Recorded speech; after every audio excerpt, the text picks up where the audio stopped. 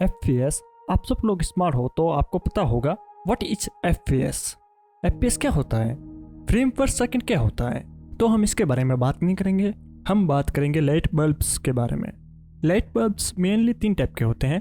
First type का light bulb होता है इनकैंडेसेंट बल्ब, सेकंड होते हैं halogen bulb and finally CFL compact fluorescent light bulbs.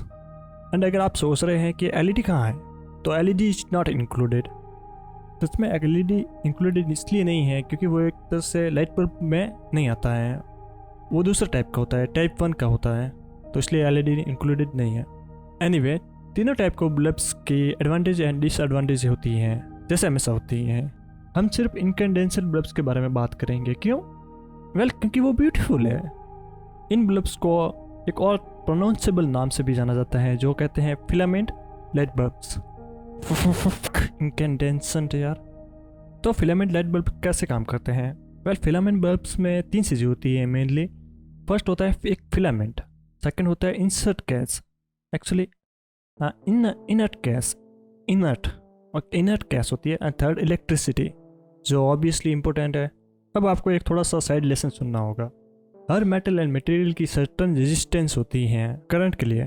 जैसे प्लास्टिक, अगर आप सोच रहे हैं कि प्लास्टिक एंड रबर करंट को पूरा रोक देते हैं तो आपकी सोच एकदम से गलत है। रबर एंड प्लास्टिक की रेजिस्टेंस बहुत ज़्यादा होती है एंड करंट उसमें से बहुत स्लो गुजरता है, इतना स्लो कि उसको कुछ साल लग जाएंगे एक पॉइंट से दूसरे पॉइंट जाते हुए। हैंस वो पुअर कंडक्टर्स हैं करंट इलेक्ट्रिसिटी के लिए, एंड इसकी वजह से आपको झटका करंट नहीं आता रबर वगैरह से। लेकिन जब हम स्पेक्ट्रम की दूसरी साइड देखें तो हमें मिलता है हाईली कंडक्टिव मटेरियल्स जैसे copper, silver, aluminium and gold. And इनमें से जब इलेक्ट्रिसिटी गुजरती है तब ये शर्माने लग जाते हैं एंड पिघलने लग जाते हैं। ग्लो करने लग जाते हैं एंड मेल्ट होने लग जाते हैं। End of course glow equals light. जब ग्लो करेंगे तब लाइट आएगी, जितना ग्लो करेंगे उतना ज़्यादा लाइट आएगा। तो आप समझ रहे हो ना ये ट्रेन कहाँ जा रही है, कौन से रास्ते पे हैं, कौन से ट्रैक पे हैं। अगर आप समझ गए हो तो आपके दिमाग में एक सवाल होगा कि कॉपर या गोल्ड वगैरह ये सब क्यों नहीं यूज होते हैं बल्ब में। ऑब्वियसली इनको यूज़ करना चाहिए ना। First of all cost and second temperature. चलो हम इनका मेल्टिंग पॉइंट्स देखते हैं। गोल्ड, कॉपर, एल्यूमिनियम का गोल्ड मेल्ट होने लगता है या पिघलने लगता है 1063 सेल्सियस पे, एंड कॉपर होता है 1084 सेल्सियस पे, एंड एल्यूमिनियम वो बहुत ज़्यादा वीक है, एंड एल्यूमिनियम होता है 660 पे, 660 सेल्सियस पे। तो इनको एक फिलामेंट की तरह यूज़ करने की कोशिश की तो हाँ ये पिघल जाएंगे, क्योंकि फिलामेंट में से जब इलेक्ट्रिक करंट गुजरता है तब फिलामेंट का टेम्परेचर 3000 डिग्री सेल्सियस पे पहुंच सकता है। तो हमें फिलामेंट में एक ऐसा मटेरियल यूज़ करना होगा जिसका मेल्टिंग पॉइंट सबसे हाईएस्ट हो, and the winner is tungsten, जो मेल्ट होता है 3722 सेल्सियस पे। That's hot bro, so hot. But एक प्रॉब्लम है, अगर हम टंगस्टन के फिलामेंट को सीधा बल्ब में डालें एक फिलामेंट की तरह तो इलेक्ट्रिक करंट 3722 सेल्सियस से ऊपर भी हीट कर सकता है, एंड उस टंगस्टन फिलामेंट के लिए ये बुरा है, वो पिघल जाएगा ऑब्वियसली।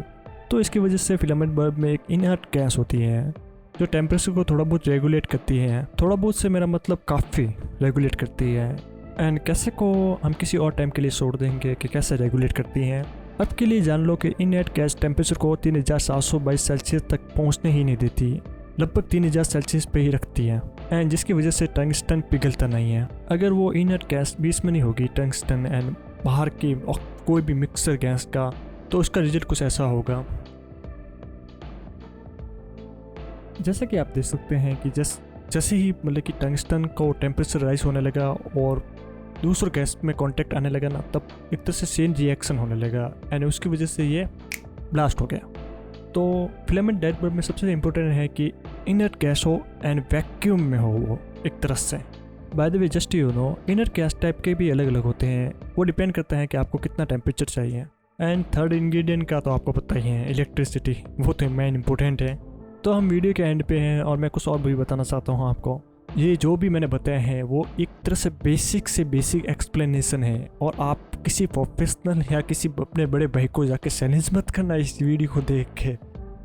एनीवे, तो हम एक और चीज़ के बारे में अभी बात करेंगे। सिंस आप लोग सब स्मार्ट हो तो आपको AC एंड DC करंट के बारे में तो पता ही होगा। यप आपको पता है ना। तो ये भी पता होगा कि अपने घरों में AC करंट का यूज होता है। एंड एसी करंट फ्लक्चुएशन होता है वोल्टेज में, कभी ज़्यादा वोल्टेज कभी कम, कभी कभार तो रिवर्स गियर भी मार लेता है। फनी लैड है एसी करंट। एनीवे, तो अगर एसी करंट का वोल्टेज ऊपर नीचे होता है तो फिलामेंट में पावर भी कम ज़्यादा होगा, तो एक तरह से फिलामेंट की ब्राइटनेस भी कम ज़्यादा होती है। एंड वो कम ज़्यादा होती हुई ब्राइटनेस को आप देख सकते हैं।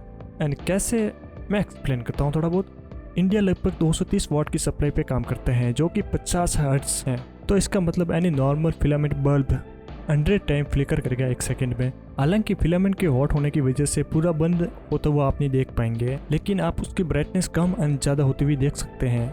अगर आपके पास फ़ोन हो जो कि एक 100 FPS से ज़्यादा वीडियो ले सकता है, एंड FPS तो ऑब्वियसली आपको पता है क्या है ना। अगर आपको नहीं दिख रहा है तो आप, मेरे पास एक शॉर्ट वीडियो है मेरे इस चैनल पे ही, आप उस वीडियो से देख सकते हैं कि कैसे वो फ्लिकर करता है। Anyway, all hails to FPS। Good bye fellow FPS lovers, टाटा। By the way nerds, description check कर लेना, वहाँ पे सब लिंक्स हैं।